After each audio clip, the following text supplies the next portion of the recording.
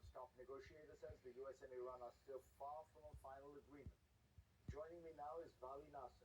He is a professor of international affairs and Middle Eastern studies at Johns Hopkins University, and has authored an important book, The Grand Strategy of Iran, which in many ways, I would argue, predicts a lot about what has happened.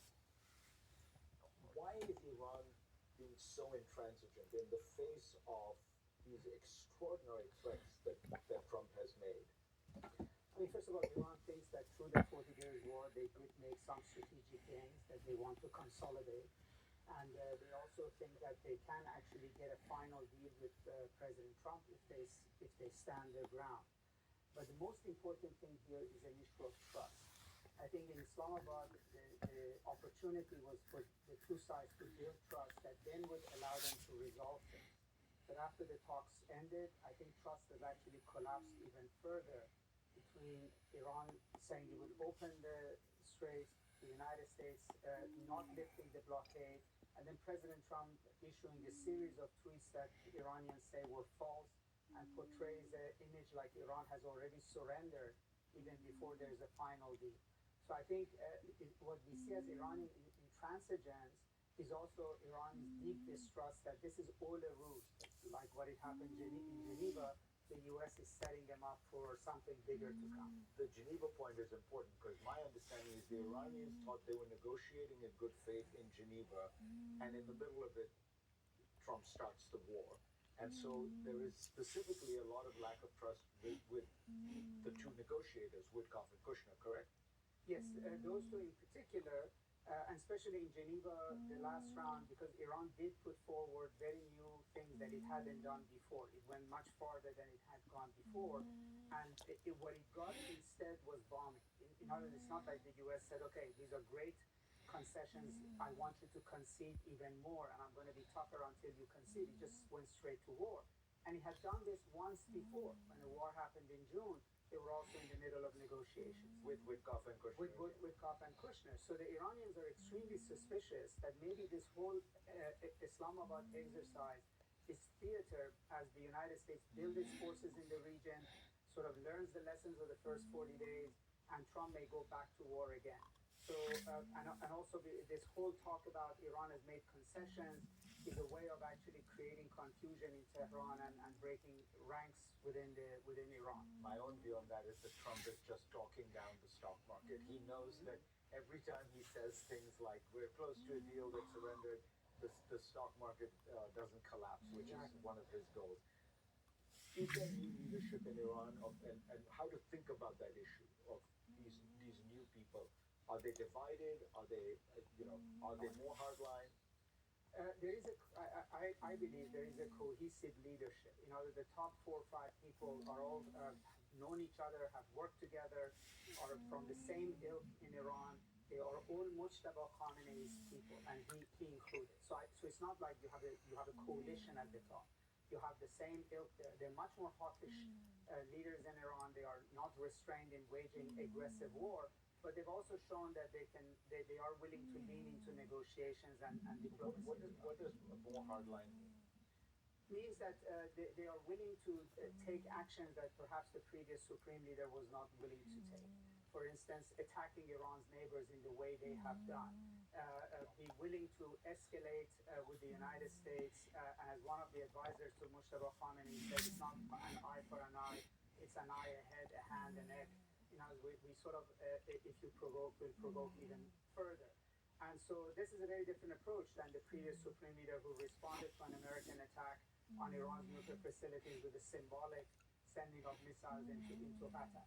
But at the same time, I think they've been willing to go further than perhaps the previous supreme leader was willing to go in terms of negotiating with the U.S. But domestically, you know, the factions in Iran are still the same. The regime still has to manage its base, has to manage public opinion in Iran. It has asked Iranians, and particularly its own people, to sacrifice enormously for this war. So when President Trump said, oh, Iran has already given up everything even before there's a signature, it actually creates a crisis for them about how do they manage perceptions within Iran, which is quite significant. All right. Stay with us. We are going to talk about Lebanon. We're going to talk about the fate of Iran's democracy movement. Vali Nasr, professor at Johns Hopkins University and the author of The Grand Strategy of Iran. Lebanon, will this ceasefire hold, and is it important to the Iranians? Do they really feel a commitment to their allies Hezbollah? I think Lebanon does matter to the Iranians for reputational reasons and also for reasons that they've been with Hezbollah for a very long time, and they don't want to see it go down, especially with entered this war to support the Iranians. But more importantly, Hezbollah and the ceasefire is a test for Trump in Iranians' eyes. It's a test as to whether he can control Israelis. And if they enter into a final negotiations with the U.S., will Trump be able to control Bibi Netanyahu and Israel? And so for that reason, it's important to them to see what happens in Lebanon. But I don't think that Lebanon ultimately is a deal breaker between the United States and Iran, especially if Lebanon stays relatively calm. I'm not saying an absolute ceasefire, an absolute deal. But if you're having 160 bombs dropped in Lebanon in 10 minutes, Iranians don't think that provides a context in which they either can trust the United States or actually be able to sign a deal with the United States. But you think there's a deal to be had? The Iranians are willing to make concessions. I mean, my reading is Trump wants something where he can claim this is better than the Obama nuclear deal. I think so, because the Iranians understand that this war has to end with a deal. If not today, in 2 weeks' time, in a month's time. They're not going to defeat the United States on the battlefield, and they cannot fight forever. Maybe they have a stamina for another 2-3 months, but end of the day, there has to be a deal. So I think they are resolved to the fact that they will have to arrive at a deal with the United States. They want it to be a permanent deal, not a small ceasefire, and that's what they're fighting for. A permanent deal that gives them real security and real sanctions relief.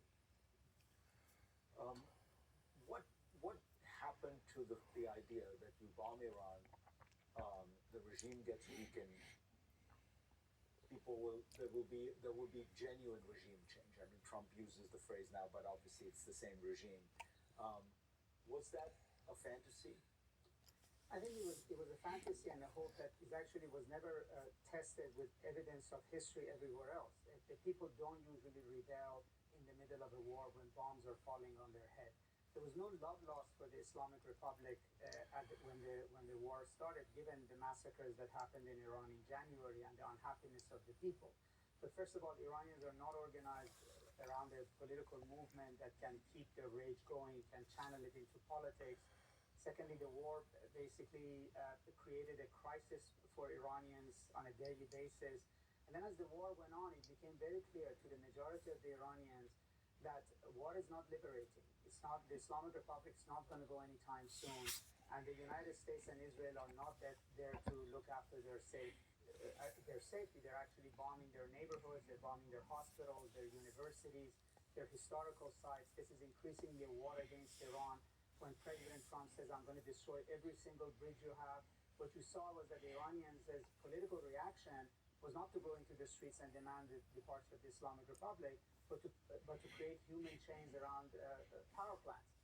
And so the head of the country is somewhere else right now. Potentially when there is peace, when the guns fall silent, you can go back to politics. And we shouldn't forget that the January protests came 6 months after the June war. So I think this idea that Iranians would basically serve as America and Israel's boots on the ground and finish the job for them was an idea that was concocted as a hope, but it was not really a solid policy at any time. I don't have a lot of time, but what about Reza Pahlavi? Could he have been the leader of a new movement? He could have been. He had his high point in January. It required him to put his shoulder to building a proper movement, but also he had to stand with the Iranian people and Iranian nationalism. He said nothing when President Trump said, I'm going to erase your civilization. He said nothing when he said, I'm going to send Iran back to the Stone Age. In fact, he and his followers went on the streets and he, proclamations that he gave, supported the war and thanked President Trump, thanked Bibi Netanyahu for bombing Iran. In 2,500 years of Iranian history, there's not a single Iranian king who has invited invasion of their country. Vali Nasr, always get smarter listening to you. Next on